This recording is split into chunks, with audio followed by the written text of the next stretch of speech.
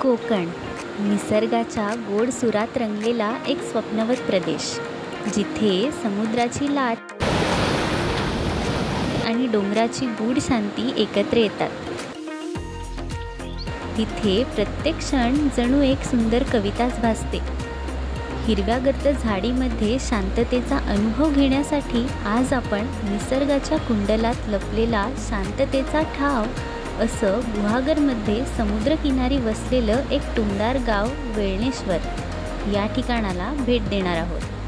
गुहागरपासून 15 किलोमीटरवर असणारं हे गाव पुण्यापासून 250 ते 270 किलोमीटर अंतरावर स्थित आहे। तुम्ही जर मुंबईहून येत असाल तर सुमारे 150 ते 180 किलोमीटर अंतरावर हे ठिकाण आहे। येथील मुख्य आकर्षण म्हणजे विस्तीर्ण पसरलेला निळाशार समुद्र आणि आध्यात्मिकतेचा वारसा लाभलेलं श्री वेळणेश्वर मंदिर। म्हणूनच आध्यात्मिकता आणि निसर्ग सौंदर्य याचा सुंदर मिलाफ येथे आपल्याला जाणवतो।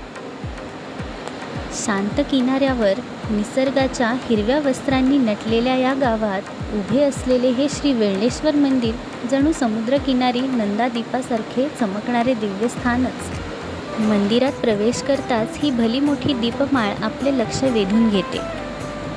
समोरच नंदी देवाचेही दर्शन घडते।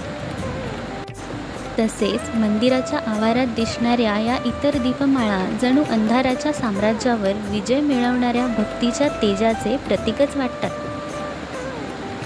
मंदिराचे शिखर अत्यंत सुंदर दिसते। मंदिराभोवती नारळ आणि पोफळीच्या झाडांनी सजवलेला निसर्ग आहे। वेळणेश्वराच्या या स्वयंभू पिंडीचे दर्शन घेताच मन प्रसन्न होते। मंदिराच्या स्थापत्य रचनेत एक वेगळीच कलात्मकता आहे।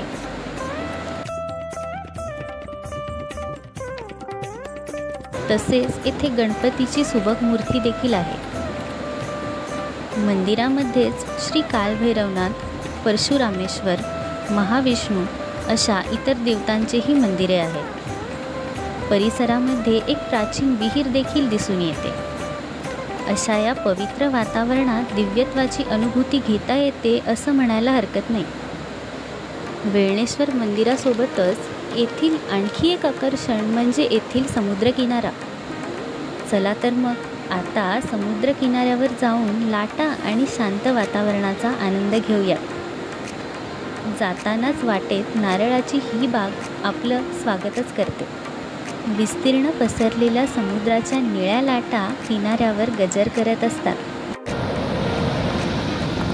व थंड वाऱ्याचा गंध हवेत मिसळतो।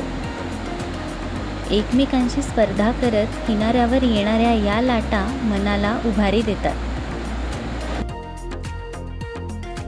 झाले रममाण मन हर्षमय नीरव शांततेत असा नयनरम्य नजारा, निळसर आभाळ, अवखळ लाटांचा अथांग सागरी किनारा। खरंच अशा या रम्य वातावरणामध्ये पर्यटक येथे शांततेचा अनुभव घेतात। तर मित्रांनो, वेळणेश्वर मंदिराच्या दिव्य दर्शनाने आणि समुद्राच्या शांततेने आजचा अनुभव परिपूर्ण केला। निसर्गाची सुंदरता व आध्यात्मिकता यांचा अप्रतिम मिलाफच आहे। तुम्हीही येथे नक्की भेट द्या। तर मंडळी, आजचा हा अनुभव तुम्हाला कसा वाटला हे कमेंटमध्ये नक्की सांगा। व्हिडिओ आवडल्यास लाईक आणि शेअर करा आणि अशाच आणखी व्हिडिओजसाठी व कोकण सफरीसाठी आपल्या चॅनलला सबस्क्राईब करा।